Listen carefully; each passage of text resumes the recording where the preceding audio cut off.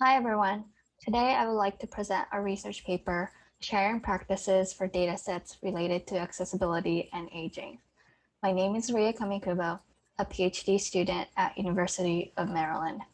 This is joint work with my fellow lab member, Utkarsh Dwivedi, and my supervisor, Hernisa Kacorri. To begin, we're showing examples of datasets that we focus on in our project. They are data sourced from the communities of interest that relate to technology, in the sense that they have the potential for training and testing machine learning models. For instance, datasets such as photos taken by blind individuals can be used to train our mobile phones to recognize everyday objects such as a bottle of soda. Sign language videos and annotations can be used to train machine translation applications. Stroke gestures and touchscreen devices by people with motor impairment can increase the accurate recognition of gestures on touchpads. By tracking data from autistic children, or text written by people with dyslexia can support early detection of the impairment and development of apps to support these users. And audio recording from people with dysphonia can be used to improve speech recognition to work for all. But if you look for such data sets in accessibility and aging, you will quickly realize they're scarce. Prior work has shown that only 3 made data available to public within 509 papers on accessibility and aging from CHI.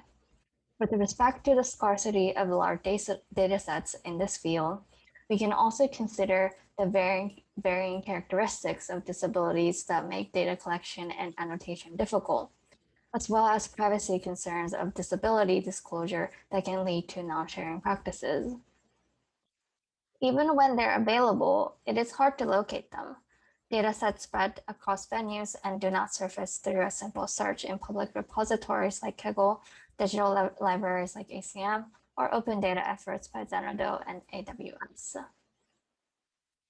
Our goal here is to understand where we currently stand in the field for promoting the discovery and responsible sharing of datasets. We aim to answer questions such as what are the current practices being carried out for data collection and what data are being shared or not shared, and if shared, how. We collected and analyzed 137 accessibility datasets released from 1984 to 2020. We first went through an iterative process of searching by keywords on search engines, repositories, and publication venues, and by authors. We manually coded datasets using their publications or project sites describing the dataset, and analyzed based on the themes that emerged from the codes, which include practices for reporting the communities represented, sample size, data type, and how these relate to data collection purpose and task, and lastly, sharing practices.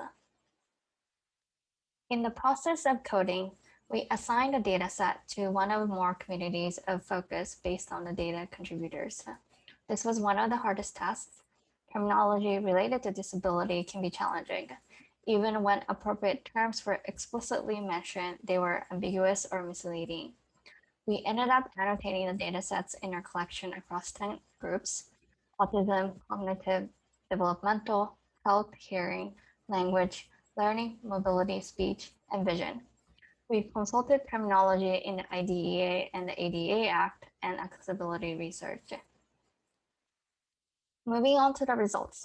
With respect to the representation across communities, it is not equally distributed, with many datasets falling under more than one. We see that datasets sourced from the deaf and hard of hearing community and broader cognitive group are dominating, followed by datasets related to the mobility and speech groups, which are often cross-listed with the cognitive group.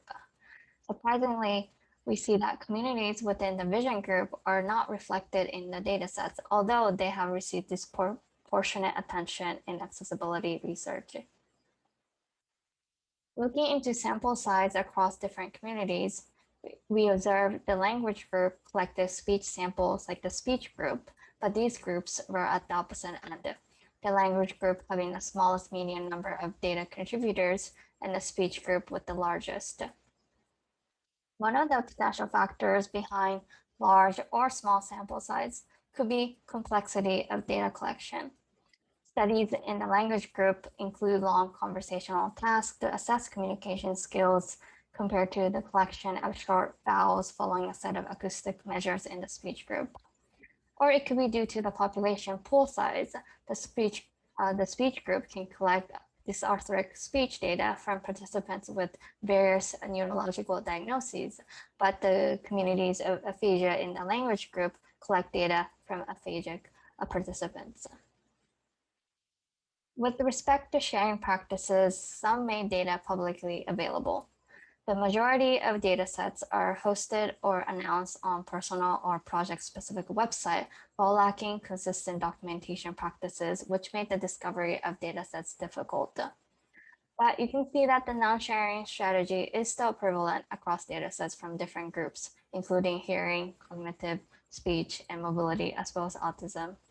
All of our datasets from the developmental and learning groups follow the non-sharing strategies, with the community of what is called invisible disabilities.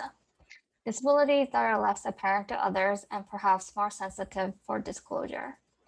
Children are often involved in these unshared datasets where parents have to agree to share data that capture their behaviors. More so, there are increased privacy concerns with the risk of disability disclosure and re-identification.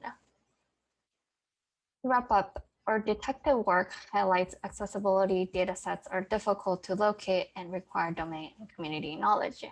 A lack of standardized process for documentation and inconsistent terminology used in publications and repository bring out the challenges related to accessibility datasets.